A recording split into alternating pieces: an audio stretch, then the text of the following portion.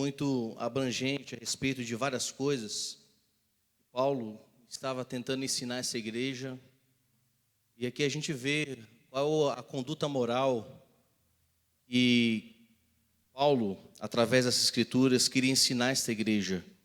Uma igreja que tinha tantos desafios, questões morais, familiares, a questão da interpretação da própria graça de Cristo sobre tanto gentios como também judeus, mostrando que a escolha que ele faz é uma escolha eterna. E como bem Marcele colocou aqui, o seu resumo, obrigado Marcele pelo resumo, ela bem colocou sobre a conduta da família. Eu vou trocar o microfone aqui, tá, Joaci? Isso aqui está dando umas falhas aqui. Então, é muito importante que possamos nessa noite compreender as Escrituras Sagradas para que possamos ter entendimento sobre tudo. Pronto, troquei aqui, tá, Joaci? Está falhando aqui esse rapazinho. Efésios 6, eu não vou expor o capítulo todo para que possamos nos deter, porque o início do capítulo 6 não deveria ficar a parte, na verdade, do capítulo 5, porque se trata justamente da conduta de uma família que é cheia do Espírito Santo. Então, ela bem falou aqui, né, Igão chegou a mencionar sobre uma família debaixo da conduta divina. Então, não há como desvencilhar os filhos das questões de serem imitadores de Cristo também, de Deus como filhos amados. Então, no capítulo 6, nós vamos ver qual é a conduta verdadeira de um filho que obedece e é cheio do Espírito Santo. A gente vai ver como o pai deve proceder com seus filhos, mas pais também que entendam o valor do cristão, o pai cristão, a mãe cristã dentro do lar. E também vai falar sobre de que forma aquele que trabalha, que está servindo no lar e deve proceder diante da autoridade que é imposta ali. Mas aqui a partir do verso de número 10, é justamente isso que eu gostaria de trazer especificamente, os finais desses versos, até o último verso dessa carta de Paulo, falando sobre essa terrível batalha que o cristão deve lutar todos os dias. Então aqui Paulo vai revelar, vai mostrar como é terrível a batalha que nós temos contra o nosso inimigo Satanás, e também é claro que contra nós mesmos, nós também somos o nosso próprio inimigo. Às vezes a gente atribui, enfim, muitas as ações que fazemos e não dá certo a Satanás. Ele é culpado de tudo. Ele já está condenado, tá, gente? Ele já é culpado de muita coisa. Mas também nós não podemos isentar-nos da responsabilidade que nós temos quando nós não agimos com prudência, quando nós não agimos de forma cristã, bíblica, quando nós, meus irmãos, queremos justificar as nossas ações erradas e nós colocamos dizendo assim, é o diabo.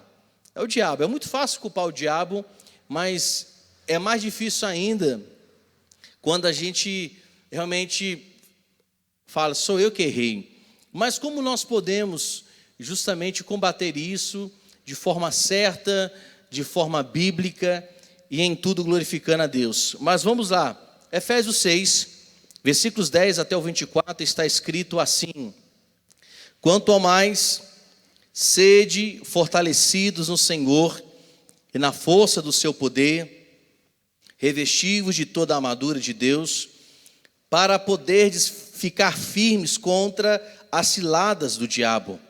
Porque a nossa luta não é contra o sangue e a carne, e a gente insiste em brigar contra a carne e o sangue, e sim contra os principados e potestades, ou seja, poderes, contra os dominadores deste mundo tenebroso, contra as forças espirituais do mal, nas regiões celestes.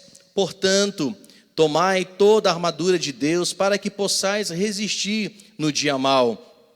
E, depois de teres vencido tudo, permanecer inabaláveis. Estais, pois, firmes, cingindo-vos com a verdade e vestindo-vos da couraça da justiça, calçai os pés com a preparação do evangelho da paz embraçando sempre o escudo da fé, com o qual podereis apagar todos os dardos inflamados do maligno. Tomai também o capacete da salvação e a espada do Espírito, que é a palavra de Deus. Com toda a oração, aí a gente vê também aqui como nós usamos essas armaduras, de que forma usamos, como podemos manejá-las, porque a gente acha que é só a gente se vestir, como Saul tentou fazer com Davi. Não, Davi, coloque essas armaduras aqui, mas é claro que a armadura não cabia nele, eram maiores do que Davi. Mas mesmo que as armaduras que devem estar de acordo com o nosso perfil de cristão, não com a nossa força, né? Porque a gente entende que vestir armadura requer força física aqui. Então é esse nosso entendimento. Um soldado, para vestir uma armadura, requeria realmente um bíceps, um trapézio, um tórax. Não, nosso amado instrutor da educação física, o nosso fitness, Emanuel, né? Está aqui, o nosso personal trainer, pode convidá-lo aí, ele faz um preço maravilhoso, deixa ele se formar primeiro. Então, essa armadura que Paulo está falando, ela não dependia de uma estrutura física literária. Temos aqui também, desculpa, fala, Micael, você também é um personal trainer, baita de um personal trainer.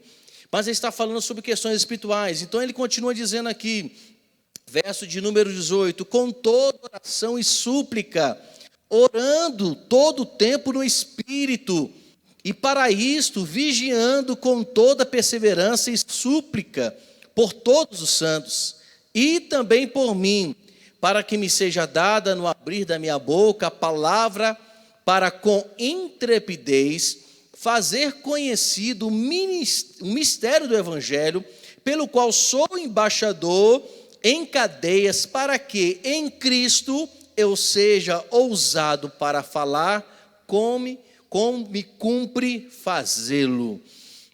Então nós vemos aqui algumas instruções de Paulo a essa igreja, mostrando nesse capítulo final a realidade de todo cristão, quando ele está vivendo neste mundo tenebroso, enfrentando potestades, poderes que são invisíveis, mas são reais, são poderes que muitas vezes nós não enxergamos, mas vemos, né, na atuação, na maneira como ele conduz as coisas. Então nós temos que entender o quê? Primeiro, houve uma rebelião no céu. Lúcifer se rebela contra Deus. A terça parte dos anjos são expulsos dos céus. Então nós começamos a perceber que essa batalha que Paulo traz aqui, ela tem um início há muito tempo. Essa batalha que Paulo está falando não é uma novidade, não é algo que foi atual no tempo dele, e nem atual nos dias de hoje, é algo que já vem há anos e anos. E aqui a gente olhando bem, esses seres malignos, que Paulo fala que são potestades do mal, elas não descansam e muito menos tiram férias. Então elas trabalham 24 horas, até mesmo porque os anjos que caíram, as potestades do mal, não têm necessidade de dormir nem tirar férias, porque são espíritos malignos. Espírito não tem cansaço, gente, pelo amor de Deus, né?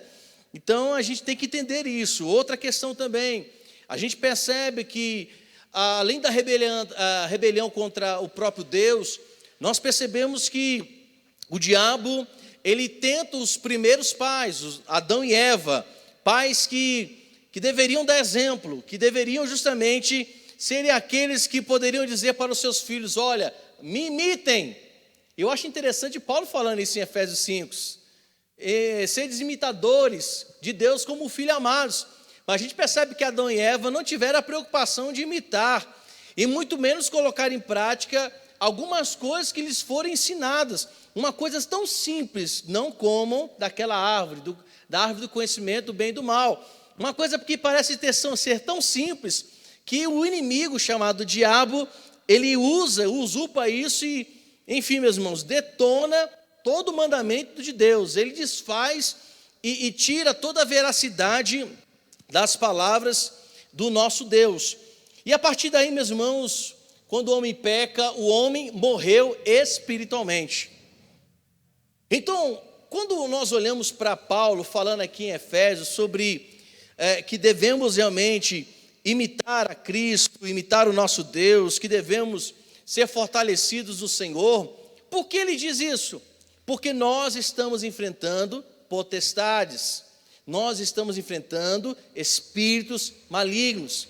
Apesar que algumas pessoas creem que esses espíritos malignos, que nem o próprio diabo existe, mas eles são reais, eles vivem entre nós, eles estão aí. O mundo, como diz as Santas Escrituras, já nos maligno.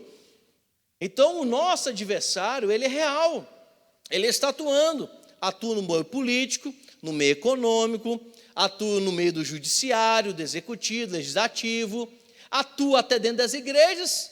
Por que não vai atuar em outras áreas? Atua no engano psicológico, ele atua no engano relacional, ele atua no engano, tentando enganar até mesmo os escolhidos de Deus.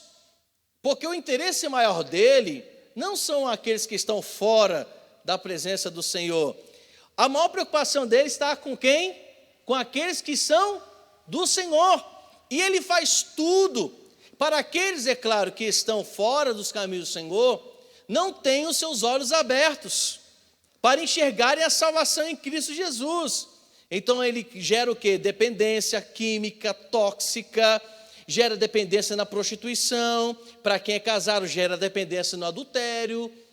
Então ele vai gerar nas faculdades, quando fala em faculdade, parece até piada, não, Caio? É porque a gente tem visto ele atuando no meio da faculdade, tanta leseira que a gente vê, gente, que a gente fica pensando, não, Márcio, você como cientista, sociólogo, né, conhece muito bem, tanta leseira que a gente ouve, não é brincadeira não, gente, é muita leseira. Aí você acha que só é atuação humana, é falta do conhecimento, são pessoas desprovidas do conhecimento? Não, são pessoas que conhecem de uma forma distorcida muitas vezes o que o diabo tenta ensinar e tem colocado nesses últimos dias. Então Paulo está falando justamente sobre esses poderes, sobre a potestade de Satanás, ou seja, o poder que o inimigo das nossas almas tem. Interessante, eu vou até abrir aqui para ler para vocês, em Atos capítulo de número 26, no verso de número 18, eu vou ler uma coisa muito interessante aqui para vocês, para que vocês possam entender. Atos 26, o verso de número 18, deixa eu ver, isso mesmo, Atos 26, 18, eita, é folha. Olha só o que diz. Quando Paulo está diante do rei Agripa e faz uma discussão, depois ele é interrompido, aí ele responde o seguinte, olha, ele fala o seguinte: porque tudo isto é do conhecimento do rei, a quem me dirijo com fraqueza, pois estou persuadido de que nenhuma dessas coisas lhe é oculta, porquanto nada se passou em algum lugar escondido. O que Paulo está falando aqui? Ele está fazendo uma defesa a respeito do Evangelho, da própria palavra do Senhor, quando ele expõe a Agripa e também a Festo as questões espirituais. Ele fala: olha, vocês têm conhecimento sim dessas causas, vocês sabem que o homem natural é dominado por Satanás, que o homem natural, quando ele não está em Cristo, quando ele não vive as Santas Escrituras, ele está exposto sim ao domínio de Satanás. A gente vê isso quando o próprio João, escrevendo a sua carta, aquelas 3 cartinhas finais antes do Apocalipse, quando ele fala no capítulo 5 da primeira carta de João, que fala que aqueles que são nascidos de Deus, o maligno não tem poder de tocá-los. Então, se aqueles que são de Cristo, o maligno não toca, então vamos ver o inverso disso. E quem não é de Cristo? O maligno tem acesso sim a essas pessoas. Então Paulo, ele está expondo justamente essa condição do que a igreja ela tem lutado. Os filhos de Deus têm lutado contra quem? Contra esses seres. E devemos sim ter a preocupação de ter uma vida que seja realmente uma vida bíblica, cristã, de testemunho, para que possamos ter forças para lutarmos contra esses poderes terríveis das trevas. E aqui ele vai colocar que não existe pessoa neutra nessa guerra. Todo mundo participa dessa guerra. Quer seja você esteja revestido da armadura de Deus ou não, você está inserido nessa guerra espiritual. Mesmo que você não tenha conhecimento nenhum da palavra, você também está inserido nessa guerra espiritual. E aqui não existe trégua, gente. Nessa batalha espiritual, a gente percebe aqui, quando Paulo fala sobre perseverança, já a gente vai falar de versículo por versículo, nós vamos perceber nessa carta aqui, que essa luta, ela não se faz por um período de tempo. É claro que essa luta espiritual, ela terá um fim, quando Jesus Cristo vier buscar a sua igreja, aí teremos esse fim, entre aspas, dessa guerra espiritual. Então, até a volta de Jesus Cristo, todos nós não teremos descanso. Claro, se um dia que a morte chega, antes da volta de Jesus Cristo, tudo bem. Mas até esse dia, não temos trégua, não existe acordo de paz, gente. Não tem esse negócio de você fazer como, graças a Deus, né? Alguns entendem sobre paz, como nós estamos vendo aí, uma trégua de cessar fogo entre Israel e Palestina, contra alguns extremistas, né? Essa trégua de paz. Espiritualmente, essa batalha que nós enfrentamos, não temos trégua. Não é porque você vai dormir que você acha que teve trégua. Não é porque você vai tirar férias, acha que, bem, estou de férias, então não tem necessidade nenhuma de ter essa luta contra essas potestades. Gente, não tem descanso não. É uma batalha constante, incessante. Então vamos lá. Primeira coisa que precisamos entender nesses textos de Efésios. Primeiro, o inimigo quem nós estamos lutando nessa batalha, quem são eles? Quem são esses inimigos que nós enfrentamos? Verso de número 11, está com a Bíblia aberta aí? Então nós temos que nos revestir de toda a armadura de Deus, para poder ficar firmes contra as ciladas do diabo. A armadura é para quê? Para nos revestirmos contra quem? Este inimigo chamado diabo, Satanás, ou capeta, melhor dizendo, lapeta, bem longe de mim, que ele passa do outro lado da rua, em nome do Pai, do Filho e do Espírito Santo. Eu não gosto de ficar chamando demônio, não. Se chegar em nome de Jesus Cristo, na autoridade de Jesus, a gente expulsa. Mas se não, meus irmãos, ore para que ele passe do outro lado. E de preferência não olhe para a sua cara. E nem dê tchauzinho. Esse é o tipo de inimigo que a gente nem se torna educado com ele. O inimigo das nossas almas, nós não devemos ser educados com ele. Agora, também a gente não pode achar que a gente tem poder superior para enfrentá-lo. Porque nenhum ser humano é autossuficiente.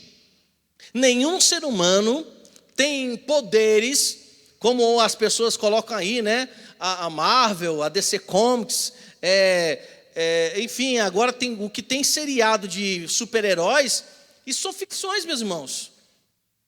Nenhum de nós temos o poder, nem a capacidade de enfrentar essas potestades e o inimigo das nossas almas com as habilidades pessoais. Não se luta contra ele com filosofia, com ideologia. Não se luta contra o inimigo com teologia, gente. Porque ele conhece teologia. Ele conhece muito bem, ele sabe. Gente, ele teve acesso aos céus, foi o próprio Deus quem o criou. Deus quem criou Lúcifer. Ele assistia a Deus às regiões celestes. Vocês têm noção disso? Então não adianta ficar discutindo, é claro, que temos que usar a palavra, e muito bem usado, não apenas com conhecimento, com prática, usando a palavra para combater o mal. Só que não adianta a gente ficar batendo boca com o inimigo, com teologia, porque ele conhece. Gente, se ele foi audacioso o suficiente, Mateus capítulo 4, que quando Jesus Cristo foi levado ao deserto para ser tentado pelo diabo, ele usou o quê? As Escrituras. Então nós temos que entender que este inimigo é conhecedor. E por que devemos nos revestir de tudo isso?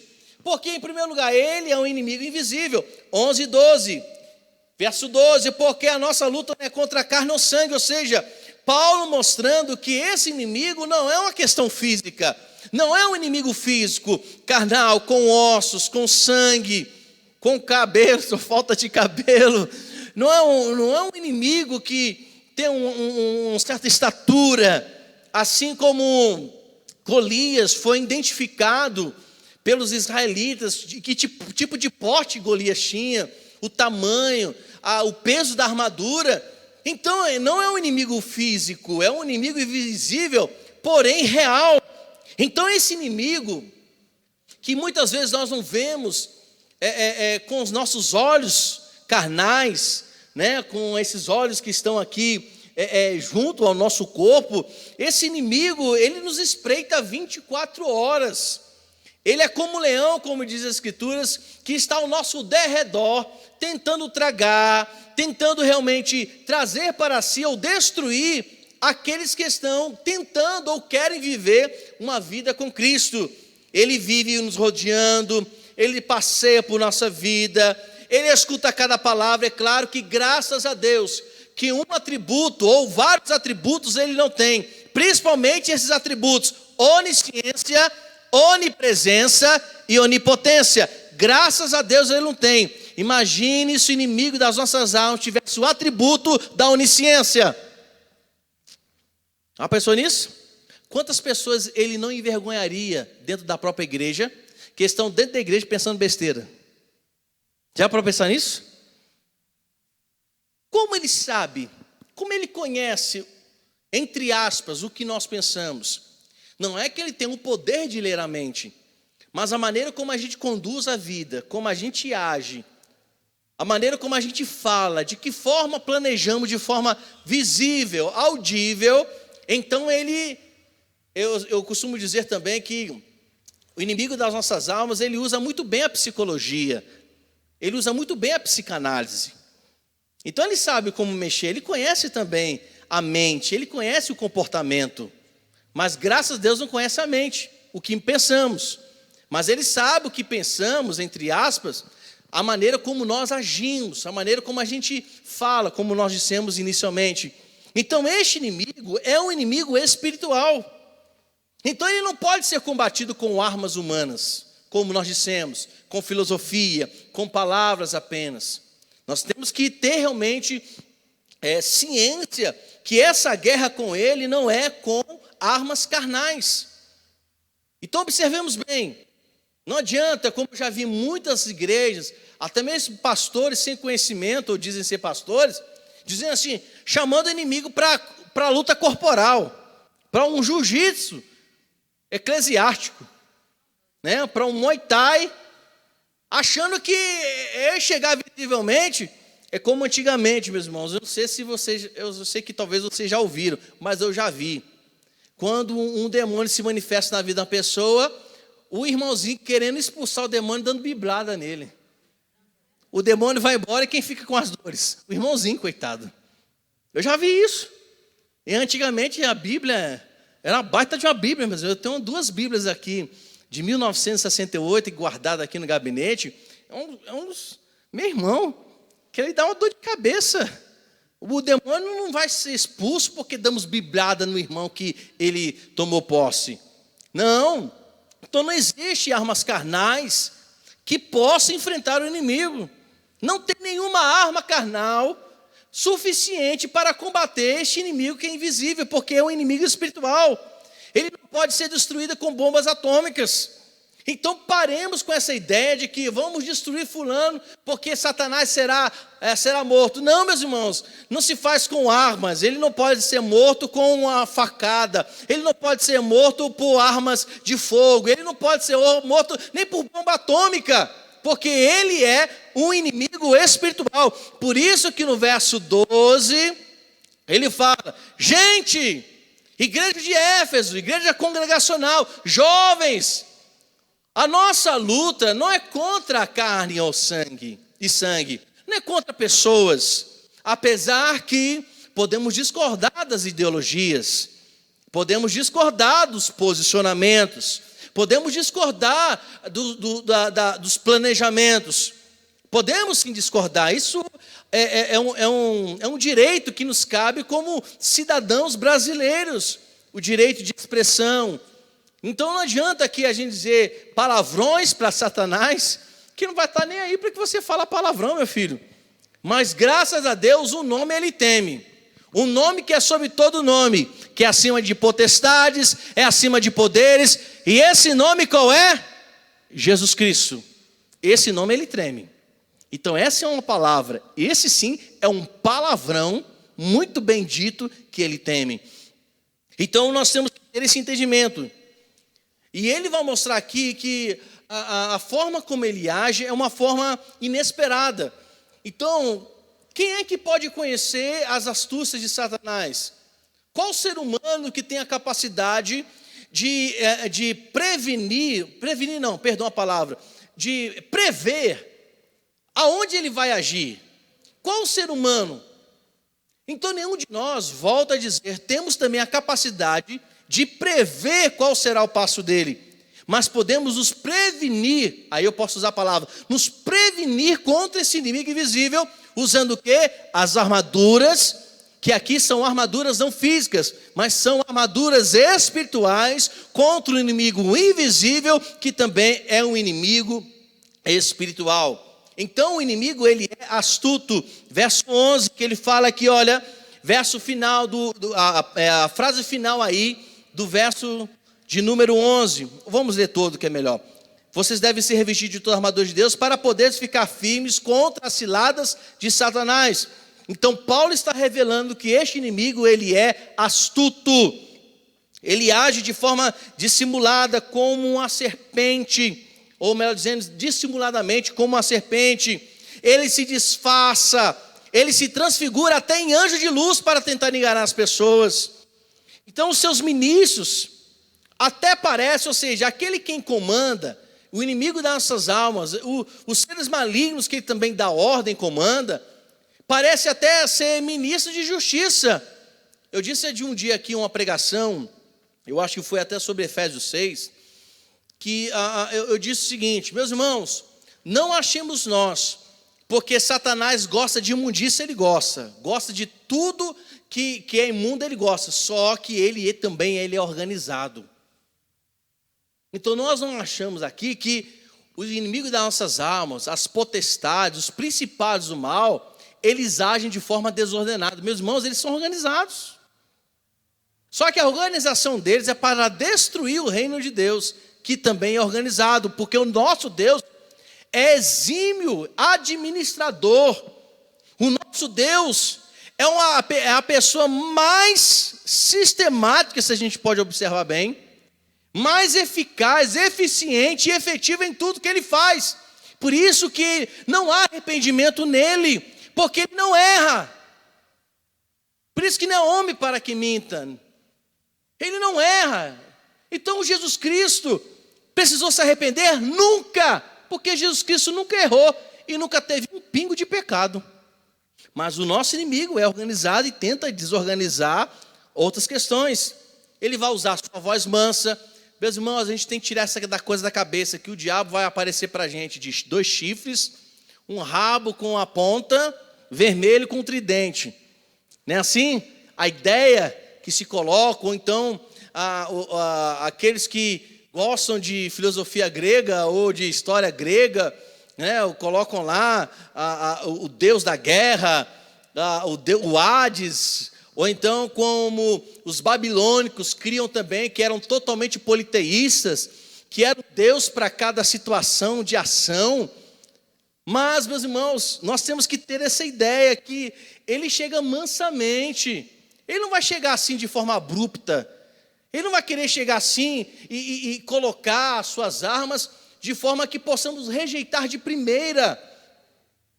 A forma dele agir é suave. Quando a gente lê as cartas de Paulo, quase todas as cartas de Paulo, você vai perceber Paulo pregando ou ensinando sobre o cuidado dos falsos mestres, porque os falsos mestres não ensinam de uma forma assim para combater logo de cara. Os ensinamentos dos falsos mestres ou dos falsos profetas não são ensinamentos, meus irmãos, para gerar polêmica. Não, os ensinos deles são suaves. É sapatinho de lã, né? Eu lembro até de uma música que diz que o Satanás chega de sapatinho de lã, né? Sem fazer barulho. Ele é suave, gente. Então vamos esquecer essa ideia que o diabo vai chegar assim, pô, sou o diabo. Vamos lá. Vocês acham que o anticristo vai se revelar assim de uma forma, eu sou o anticristo? Primeiro que ele faz o que tem feito, manipuladamente, cauterizadamente. Se possível, até os escolhidos de Deus vão ser enganados pela filosofia. Porque o dia que quando ele dizer, eu sou o Cristo, dizendo que é o Cristo, muitos vão acreditar pela forma suave.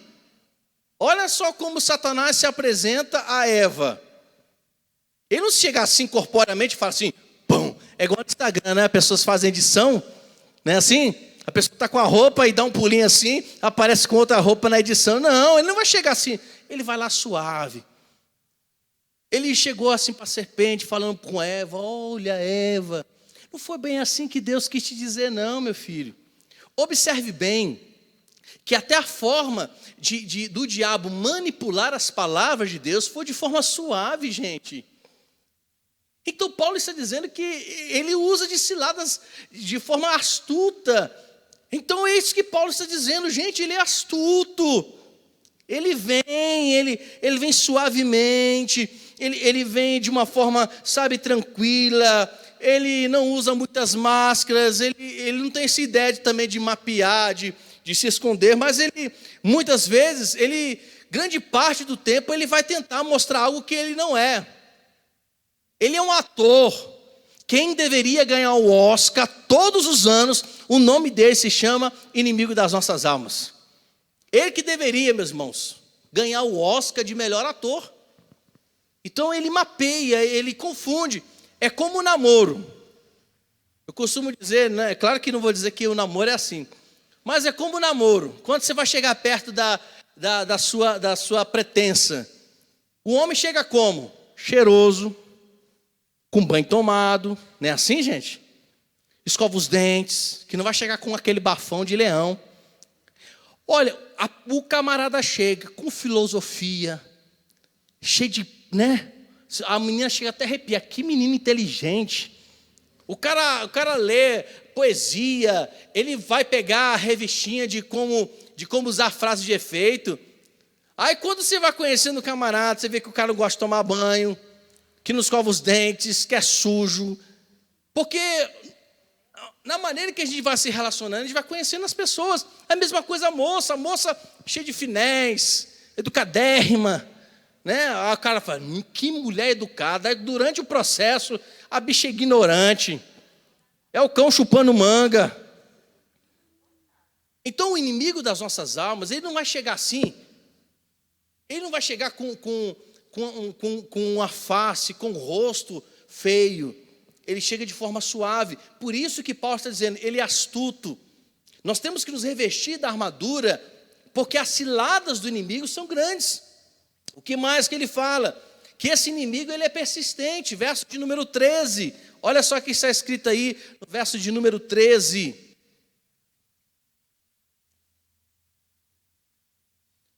Meu amigo baterista, tu pega 2 copos de água lá para mim? Eu fui tentar ser adolescente, coloquei aparelho. Minha esposa falou, tu quer só adolescente. Eu falei, meu cabelo ainda está para nascer. Então eu posso colocar aparelho porque o cabelo ainda está para nascer. Verso de número 13. Olha a persistência. Portanto, tomai toda a armadura de Deus para que possais resistir no dia mau. E depois de ter vencido tudo, permanecer inabaláveis. Quando a gente lê esse verso, qual é a ideia que nós temos aqui do nosso inimigo? Que não é só o fato. Olha só, gente, a gente tem hora que a gente não pensa direito. É como um superintendente de trânsito da DENIT. Eu lembro que foi até uma mulher, eu morava em Belo Horizonte, e foi feita uma pesquisa de como acontecem os acidentes. E ela falou que a maioria dos acidentes aconteciam quando o condutor do veículo, da moto, obrigado, meu querido, muito obrigado, meu amado. Quando o condutor do carro, da moto, estavam próximo à cidade, onde acontecia o maior nível de acidentes, acontecia próximo à cidade. Por quê? Quando você está na estrada dirigindo, você está com uma atenção muito grande. Você fica preocupado com o carro que ultrapassa, você fica preocupado com o animal na rua, na estrada, você fica preocupado do pneu furar. Então você tem uma atenção dobrada, Então você fica ali tensionado. os nervos, gente, fica tudo... a não ser quando você tem experiência, é claro que você dá uma relaxada, né? Você fica mais confiante. Mas quando você vai se aproximando da cidade de destino, a tendência qual é? Porque você está chegando ao destino. Justamente ela falava que nesse período que acontecia o que? Mais acidentes, porque as pessoas relaxavam na atenção. Aqui a ideia de Paulo é justamente isso. Olha, vocês, além de tomar a armadura, para que vocês possam resistir o dia mal, e depois de vocês vencerem, aí é o que ele fala, depois de vencer, não deve relaxar, não deve descansar, não deve ter a ideia que está tudo já acabado, que acabou tudo, que tudo foi resolvido. Meus irmãos, entendam bem, tudo só será resolvido definitivamente quando Jesus vier buscar a sua igreja. Aí sim, de forma definitiva, não teremos mais preocupações. Mas até lá, por mais que a gente vença hoje, não é tempo de descansar, porque o nosso inimigo, ele é persistente. Se ele te tentou numa área e você foi vencedor nessa área, o que ele vai fazer? Ele vai usar outras estratégias em outras áreas, porque ele é muito persistente. Essa é a ideia que Paulo traz aqui. Mesmo de você que tenha vencido, você não deve relaxar, você não deve descansar. Volto a dizer, tirar férias não é sinônimo de que, ou melhor dizendo, não é sinal de que o inimigo descansou juntamente com você nas férias. Você está de férias, 30 dias de água fresca, de rede. Não, meus irmãos, tomemos cuidado com isso, porque o diabo e suas hostes não ensarilham suas armas, ou seja, eles não colocam as suas armas de molho, nem colocam, como é que é o nome daquele, Micael, aquele, o coldre da arma, né? Que quando o policial vai usar e não quer usar mais a arma, coloca um coldre e fica ali a arma próxima. Ele não baixa, gente, a arma, ele não esconde a sua arma. Se você venceu ele hoje em nome de Jesus Cristo, amanhã ele vai continuar, porque ele é persistente. Eles, ao serem derrotados, eles vão voltar com novas estratégias. Ele é assim, ele vai tentando a gente numa área, tenta. Se a gente não cede de uma certa forma, ele vai usar outro tipo de armas, ou outro tipo de estratégia. Então ele vai utilizando-se das estratégias até o dia que alguém possa ceder dentre essas estratégias. Por isso que ele é um inimigo persistente. Assim aconteceu com quem? Com Jesus no deserto. Ele foi tentado uma vez pela fome, Jesus não cedeu. Aí o que ele faz? Deixa eu usar outra estratégia. Levou Jesus no pináculo, não deu certo, deixa eu usar outra estratégia.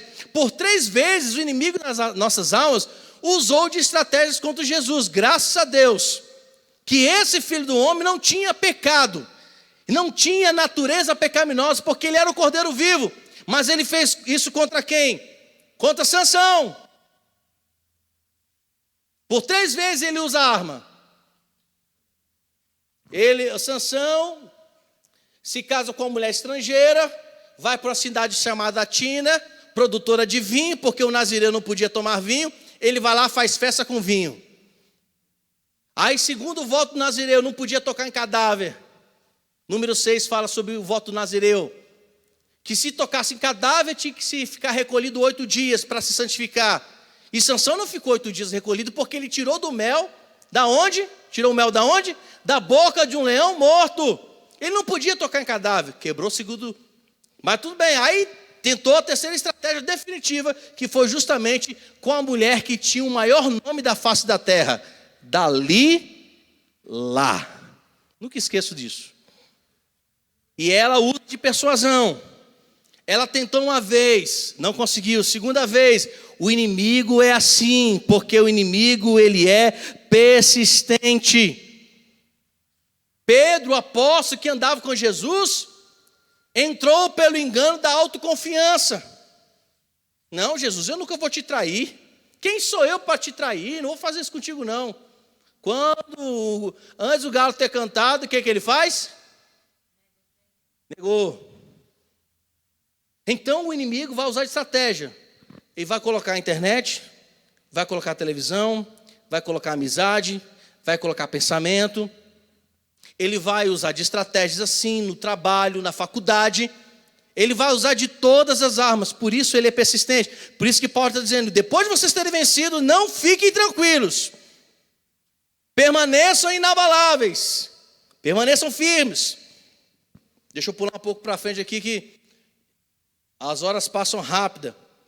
Outra coisa que eu quero falar, que o nosso inimigo, ele é persistente. O inimigo também oportunista. Verso de número 11 e verso 14, que nós lemos. Devemos revestir de toda a armadura para ficarmos firmes contra as ciladas do diabo. Verso 14. Estais, pois, firmes, cingi-vos com a verdade e vestindo-vos com a couraça da justiça. Mesmo aqui depois de vencermos, mesmo que a gente vença, precisamos continuar firmes, porque eles sempre procuram um novo jeito de atacar.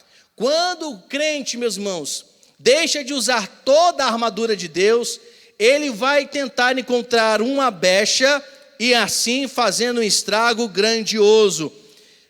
Quando tivemos o estudo de Efésios 4, olha só o que diz o verso de número 26 de Efésios 4.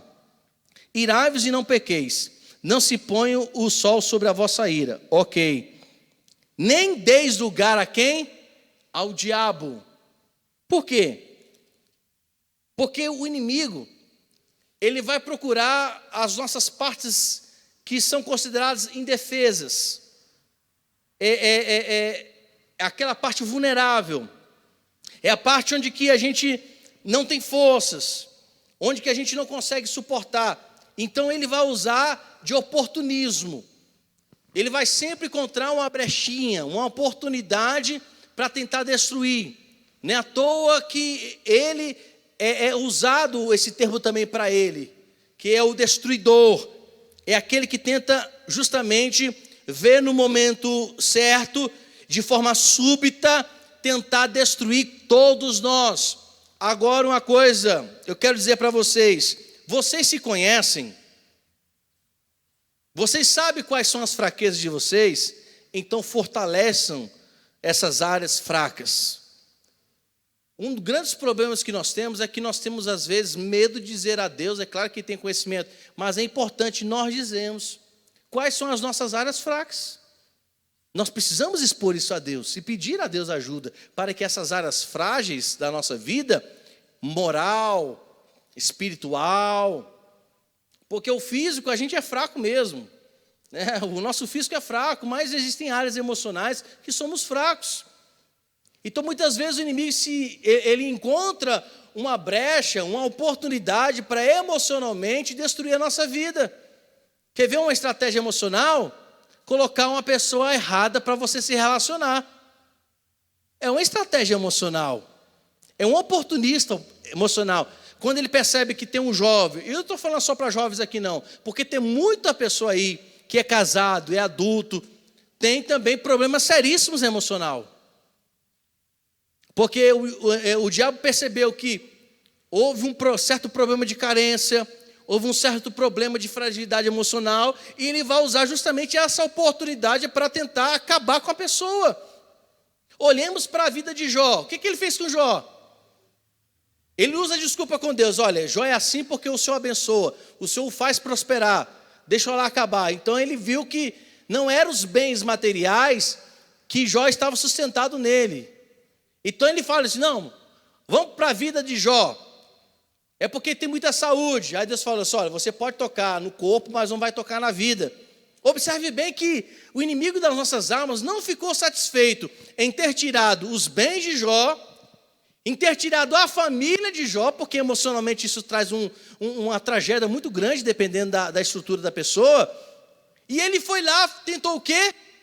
Usar agora na vida. E eu vou dizer que o inimigo usou outra estratégia, os falsos amigos de Jó.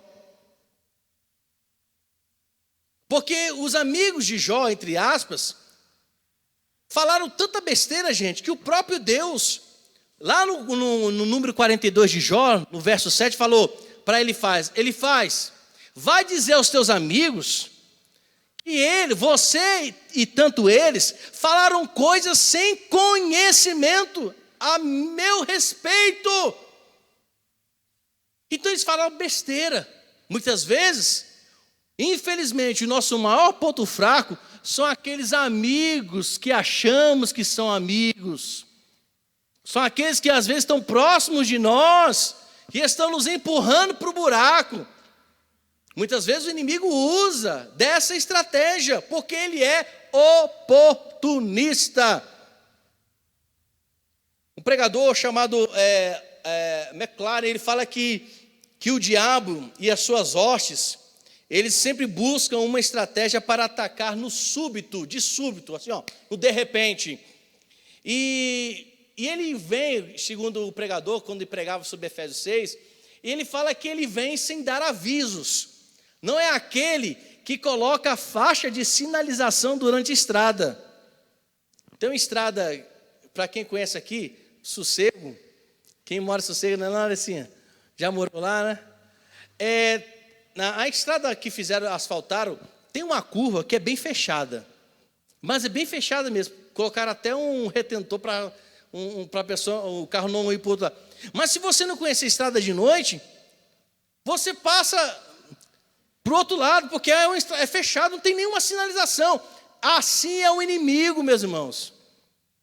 Né? Como ele vai chegar, como a polícia está chegando na comunidade bem carente, aí está lá os traficantes soltando fogos de artifício, avisando que a polícia está chegando. Ele não avisa, não. Então, McLaren, ele fala que ele é astuto e oportunista por causa disso. Ele não dá nenhum sinal da tempestade. É aquele que deixa você entrar no mar e depois joga você para morrer no meio do mar, com a tempestade. Segundo ponto que eu quero falar com vocês, está no verso 14 e 17. Verso 14. Que tipo de equipamento Paulo está dizendo aqui que precisamos para essa batalha? Vamos lá. 14 a 17. Verso 14, ele fala sobre o cinturão da verdade. Estais, pois, firmes, cingindo-vos com toda a verdade. Quem é o pai da mentira, gente? E quem mente é filho de quem? Acho que a maioria dos nossos pais sempre falava isso pra gente, né? Não é assim? Mente é filho do diabo. E você, pai, tome cuidado também, não exercer a mentira sobre o seu filho. Está em casa, o celular toca, filho, atende aí, diga que eu não estou em casa. O filho atende, pois não, eita, papai mandou avisar que ele não está em casa. E depois exige do filho verdade. Meus irmãos, Satanás é o pai da mentira. O Evangelho de João, capítulo de número 8, verso 40, que eu falo que Satanás é o pai da mentira.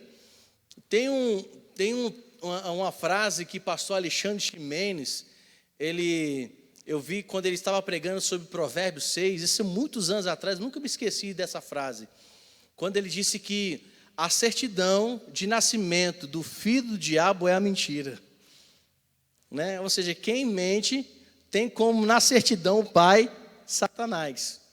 Então não tem esse negócio de mentiria, mentirona.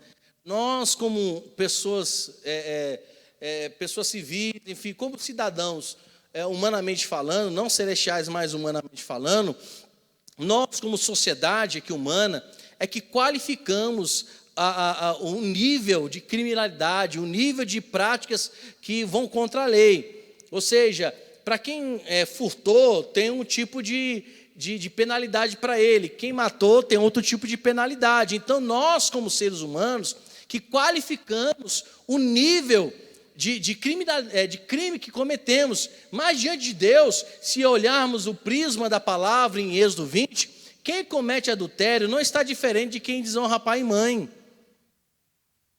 Quem tem outra pessoa como Deus, não é diferente daquele que adultera. Quem, meus irmãos, fala falso testemunho, não é diferente daquele que é um assassino. Então, diante de Deus, não existe qualificação para mais e nem para menos. Pecado é pecado e não tem outro nome, é pecado e pronto, acabou. Agora, humanamente falando, que nós sofremos esses danos de acordo com o nível de crimes que cometemos aqui. mas o pai da mentira é Satanás. O crente cuja vida é controlada pela vontade de Deus, ou do Espírito, precisa vencê-lo nessa área. Então, um dia, gente, a mentira ela cai. Ela cai. A mentira não tem poder de autossustentação. A mentira não é autossustentável e muito menos autossuficiente. Chega um momento que a mentira é revelada. Não tem como fugir disso. Meus irmãos, é fato. Por isso que algumas pessoas, pastor, quando às vezes se é levantado falso testemunho, quando se é levantado mentira, eu falo, meu irmão, fique tranquilo, qualquer dia a verdade chega. E não é a verdade que eu penso ser verdade, é a verdade de Deus. Então, porque eu penso assim, eu tenho a minha verdade, e eu acho que por eu ter o entendimento da minha verdade, isso que prevalece. Não, o que prevalece são as verdades divinas. Então a mentira um dia chega, gente, é revelada. Não existe nada oculto que não venha a ser o quê? Revelado. Então não adianta esconder. Olhemos para Salmo 139. Se eu faço minha cama no mais profundo abismo, lá também estás. Anteriormente ele fala, se eu subo até o mais altos montes céus, ou lugares altos, lá tu estás, ou faço minha cama no mais profundo abismo, lá também tu estás, porque não tem como fugirmos da presença de Deus. Não há esconderijo nessa terra, antibomba, ou seja lá que fosse. Você pode ir para Marte, você pode pagar passagem para Vênus, para Saturno, para Urano, para outra galáxia, nada pode esconder-nos da presença e dos olhos do Senhor. Então o cinturão, é o que segura as outras partes da armadura juntas, ou seja, se estamos usando desse cinturão, cingidos da couraça da justiça, aqui realmente cingidos com a verdade, melhor dizendo, ela que justamente vai segurar todas as partes, ela que vai dar sustento a tudo, porque a verdade é a força que é integrante na vida de um crente vitorioso. Então quem sempre usa da verdade, e não estou dizendo uma verdade apenas humana, mas principalmente das verdades bíblicas, mantém sustentado toda a sua armadura, melhor dizendo, a armadura de Deus na sua vida. Por quê? Se eu minto, então não tenho como usar as armas. Se eu vivo na mentira, não tem como eu possuir toda a armadura divina, porque Deus nunca será conivente com mentira. Porque tem muito crente que não vence. Pede a Deus couraça, pede a Deus capacete, pede a Deus sandálias. Por que não tem? Porque Deus nunca vai ser conivente com mentira. Não há como. A santidade de Deus está, meus irmãos, justamente num corpo em que vivem em pecado. É necessário arrependimento para que a santidade de Deus venha. Eu sempre falo para as pessoas, Deus é maravilhoso, pastor, é sim.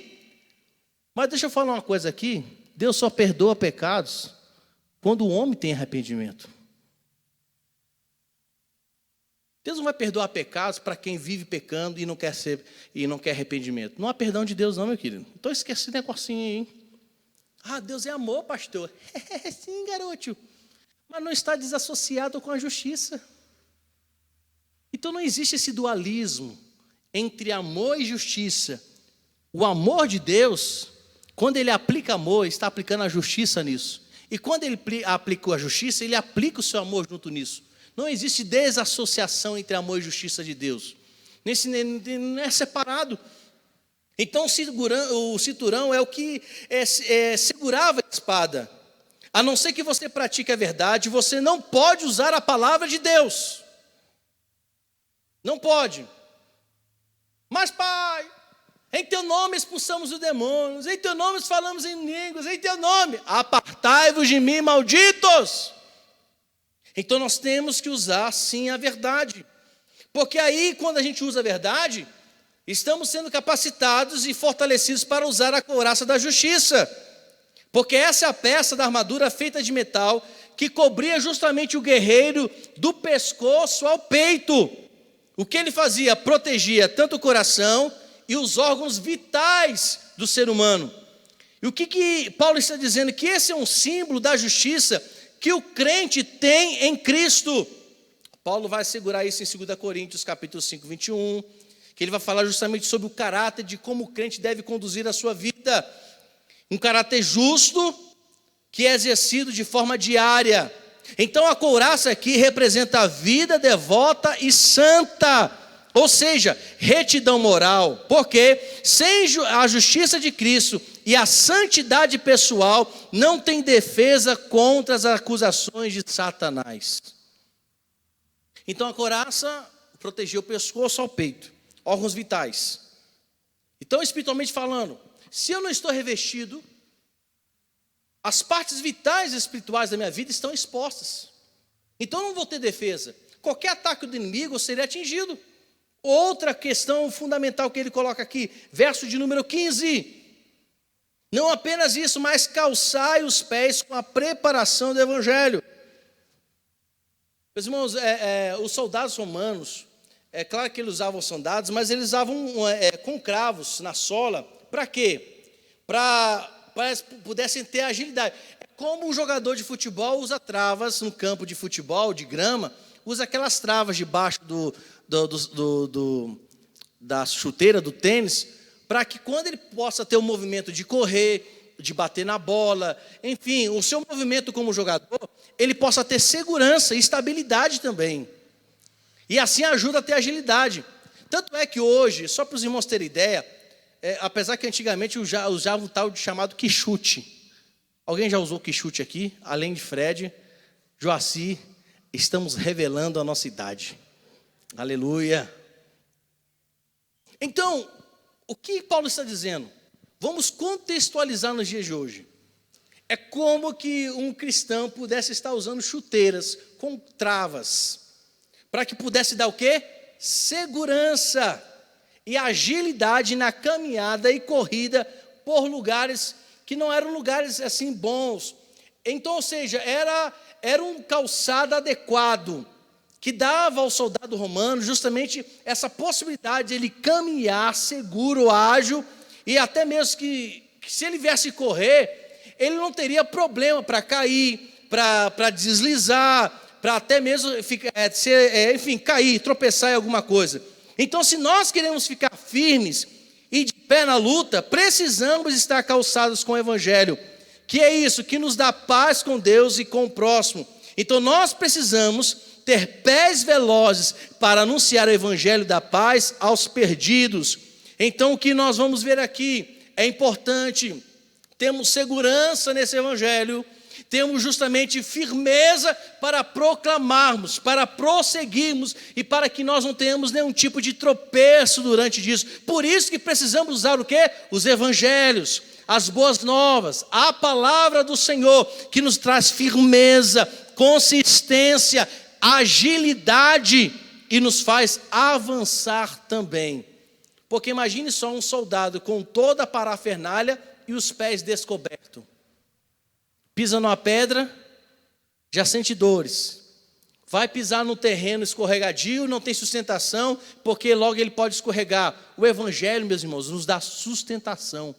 É ele que dá sustentação às pessoas. É o evangelho de Cristo que dá firmeza. Verso de número 16. O que fala sobre quê? Sobre o escudo da fé. Embraçando sempre o escudo da fé, com o qual podereis apagar todos os dardos inflamados do maligno. Esses escudos que os soldados usavam, eu não vou exagerar aqui não, mas eu vou dar apenas uma média, era de 1,60 m por 70 centímetros. Para que pudesse justamente dar para ele a defesa e pudesse manusear de uma forma também que ele também pudesse enxergar os dados. Além da proteção, também muitas vezes era usado até mesmo para afastar os ataques. Então ele protegia todo o corpo do soldado. Se ele ficava agachado, protegia o soldado. Se a flecha vinha por cima, ele levantava o escudo e se protegia. Então o escudo, meus irmãos, ele precisava ser um escudo que pudesse também ser ágil, que ele pudesse manusear de uma forma que também pudesse proteger o seu corpo. Então ele era feito de madeira, era coberta por um couro curtido. Para quê? Para que pudesse ter mais proteção.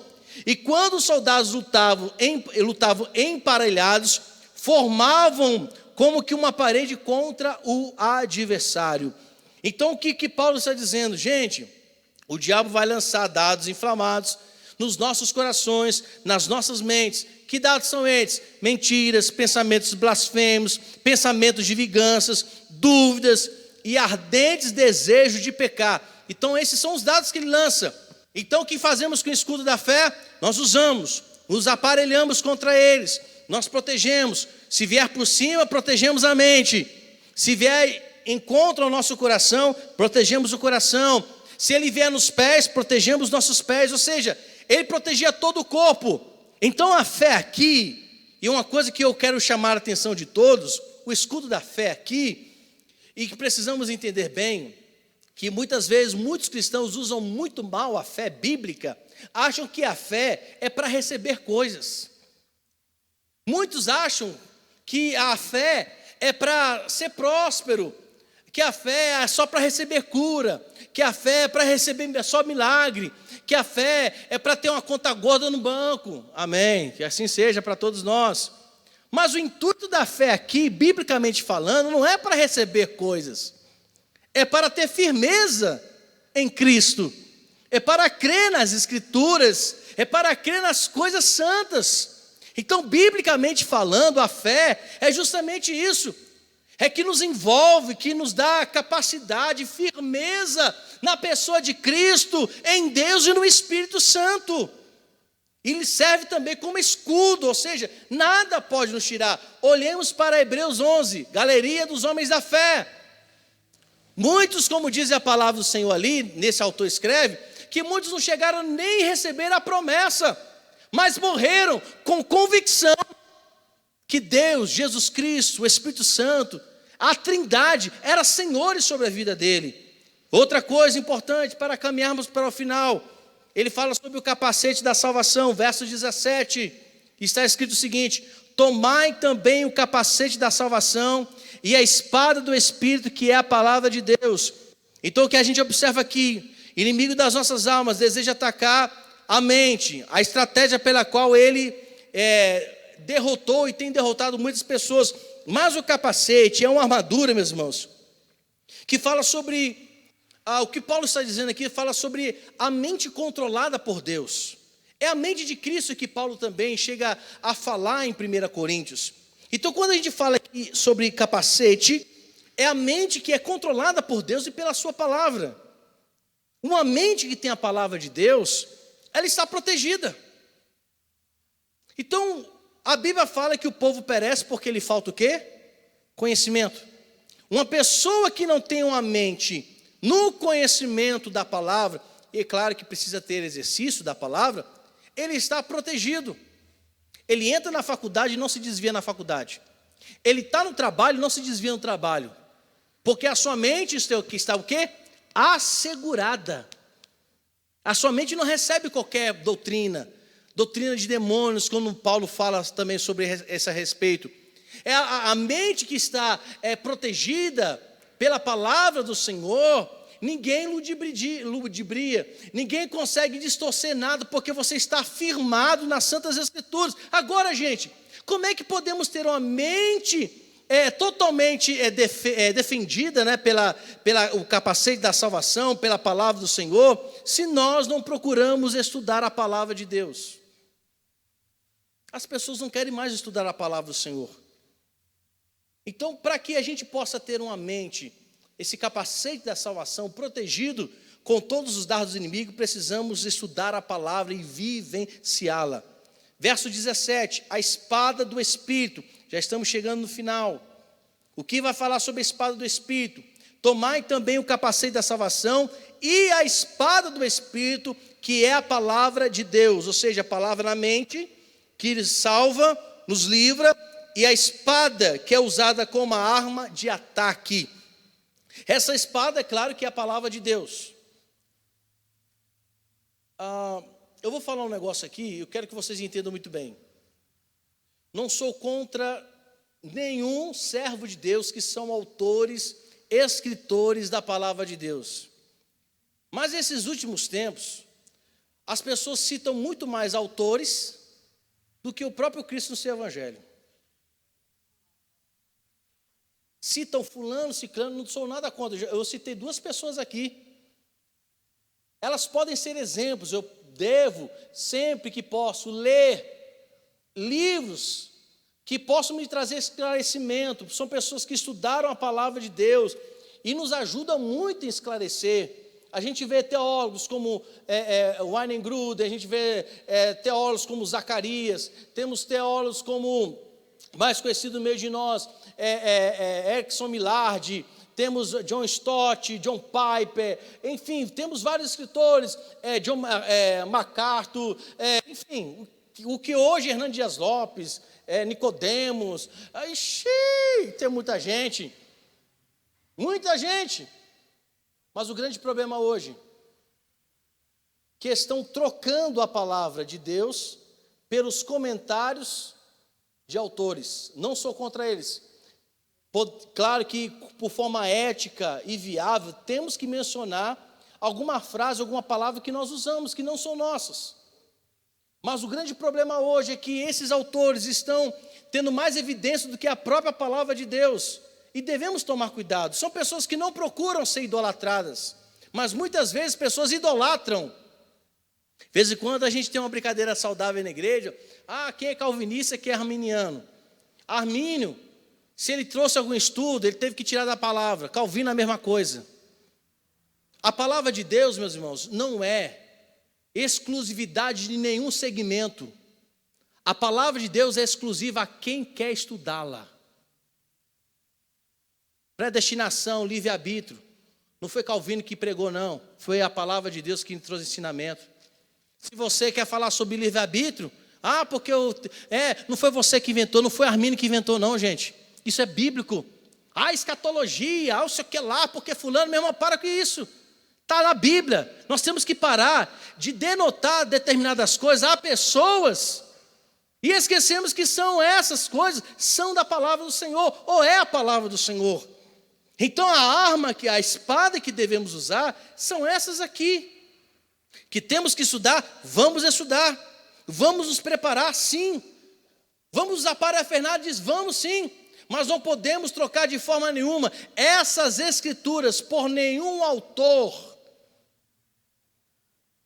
Você vê hoje em dia, Jesus Cristo e seus ensinamentos estão sendo esquecidos. Brigam muito por muita coisa, então é essa espada que devemos usar, essa aqui, ó. Então vencemos os ataques do diabo e triunfamos sobre eles através da palavra, é através das escrituras sagradas.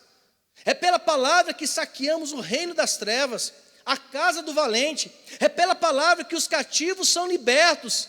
A palavra é poderosa, ela é viva e ela é totalmente eficaz. Então essa arma precisamos usar. Moisés, quando quis liberar o povo, os israelitas, com a espada carnal, ele fracassou.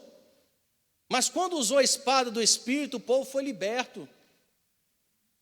O próprio Cristo, venceu Satanás no deserto usando as Escrituras.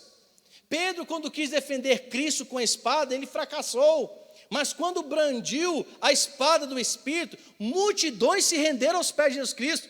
Lembra quando o soldado tentou prender Jesus? Ele pegou lá a espada e enfim, cortou a orelha do soldado. Até alguns falam, alguns pregadores assim bem animalistas, fala que o soldado lutava capoeira, que quando Pedro foi tentar cortar o pescoço, ele se esquivou e cortou só a orelha. Eita, povo, povo que gosta de imaginar, impressionante, alegórico mesmo. Mas quando Pedro não usou a arma para cortar a orelha, e usou a palavra de Deus, quantas pessoas foram salvas no dia que ele pregou, depois do Pentecostes? 3.000. Imagine só, Márcio, uma igreja, no mesmo dia, 3.000 pessoas se rendendo. Por quê? Quando ele usou a arma certa, então ele foi vencedor. Vidas e vidas se renderam aos pés de Jesus Cristo, porque ele não usou a peixeira, ele usou outra peixeira, essa mesmo que é poderosa. e essa que é cortante. Então nós temos que usar as armas certas, e essa espada é a espada do nosso Deus. Enfim, meus irmãos, partindo já para finalizarmos de vez, precisamos conhecer a palavra. Então este livro, como alguém já disse, nos afastará do pecado, ou o pecado vai nos afastar dessa palavra. Quando Cristo e toda a armadura de Deus está à disposição, aí sim vamos prevalecer contra tudo. Então, se devemos usar toda a nossa energia contra as hostes, contra essa guerra, precisamos também usar outro fator, e aqui eu quero finalizar e aplicar aos nossos corações. Ele fala o seguinte, verso 18, depois a gente está revestido com a armadura, depois a gente está todo a parafernália com essas armaduras, o que devemos fazer? Além de proteger a mente, os órgãos vitais, proteger o coração, todo o corpo, enfim, usar a palavra como arma, como defesa, e também usando sempre no evangelho, na pregação, enfim, usando a palavra de Deus para tudo, precisamos usar algo fundamental também. Verso 18, oração, com toda oração e súplica, orando em todo tempo no Espírito, e para isso vigiando com toda perseverança e súplica por todos os santos. Então aqui ele fala sobre algo vital também. A oração é a energia que capacita o soldado crente e usar a armadura e brandir a espada do Espírito. Ou seja, quando a pessoa usa a oração, ele está recobrando fôlego, a energia para utilizar também dessa armadura, porque a oração e a ação, elas caminham juntas. É necessário, além da armadura também, exercermos a oração, porque a oração também torna uma arma poderosa para a vitória. Richard Owen Roberts, eu vou citar esse camarada, por isso que eu não sou nada contra. Ele diz uma coisa muito interessante no livro que ele escreve sobre avivamento. Ele diz o seguinte: crente que não ora já apostatou da fé. O que eu acho interessante é que ele é bem claro, objetivo, e pá, esse é dos meus. Não tem muita conversa não. O crente que não usa mais oração já apostatou da fé. E o que estamos vendo hoje? Várias pessoas já apostas. Porque o apóstolo não é aquele apenas que afasta da igreja. Não é aquele que abandona apenas a igreja, a fé. É aquele que já abandonou o exercício da oração. Então Paulo coloca a oração como algo vital. E essa oração é uma oração de súplica, de intercessão, de ações de graças. A esfera dessa oração, ela precisa ser uma oração também que deve ser movida e assistida pelo Espírito. Não pode ser oração qualquer. E eu quero aqui mesmo dizer para você que gosta de orar mandando recado para os outros. Isso não é oração não. Quer mandar o recado, manda logo direto na cara. Senhor, estou aqui, tu sabes, meu Pai, que tem alguém entre nós, que quando eu falo... Tem gente, meus irmãos, que quando vai orar, vai contar testemunho. Senhor, quando eu estive na casa de fulano, e fulano me recebeu. E quando eu cheguei na casa de fulano, fulano me recebeu. Ele disse, que bom que você chegou. Meu irmão, você está orando para Deus. Tem gente que ora para avisar o que fez. Senhor, quando eu cheguei na casa de fulano. E tem gente às vezes que ora citando versículos bíblicos, como se Deus não tivesse conhecimento de versículo bíblico. Por que muitas vezes a gente não recebe as coisas? Porque oramos mal. Então a oração, a esfera da oração, é aquela oração que precisa ser movida, precisa ser assistida pelo Espírito. Verso 18 ele fala, tem que ser com toda oração, e tem que ser no Espírito, em todo tempo no Espírito. Olha a importância de orarmos no Espírito, em vigilância, a vigilância de oração que precisamos ter também. Ou seja, essa oração vigilante é também um segredo para vencer o mundo. Nós oramos tendo entendimento, tendo a compreensão de estarmos atentos a tudo. A oração precisa estar atenta. Tudo que nós oramos precisa fazer sentido. A oração não pode ser coisa aleatória, ela precisa ter sentido. Então precisa ter vigilância, precisa ter a perseverança. porque a oração alcança também fatores importantíssimos. Então, meus irmãos, não esqueçamos do que nós aprendemos hoje. Aprendemos aqui que o inimigo que nós lutamos é um inimigo invisível, maligno, astuto, persistente, é um inimigo oportunista. Aprendemos que para vencê-los precisamos estar equiparados, precisamos estar com as armas certas, e não são armas naturais, humanas, carnais, são espirituais. Centurião da verdade, couraça da justiça, com o calçado do evangelho, com o escudo da fé, com o capacete da salvação e com a espada do Espírito, e tendo como fortalecimento para que possamos continuar usando como energia vital também a oração. E ela precisa ser uma oração que tenha um entendimento no Espírito e sendo assistida também pelo Espírito. Que o Senhor nos abençoe e nos conceda a paz, para que possamos dizer, como Paulo disse a Efésios, verso 23, paz seja com todos os irmãos e amor com fé, da parte de Deus, Pai, e do Senhor Jesus Cristo, a graça seja com todos os que o amam sinceramente, a nosso Senhor Jesus Cristo. Que o Senhor nos abençoe e nos conceda a paz em todo o tempo. Amém e amém.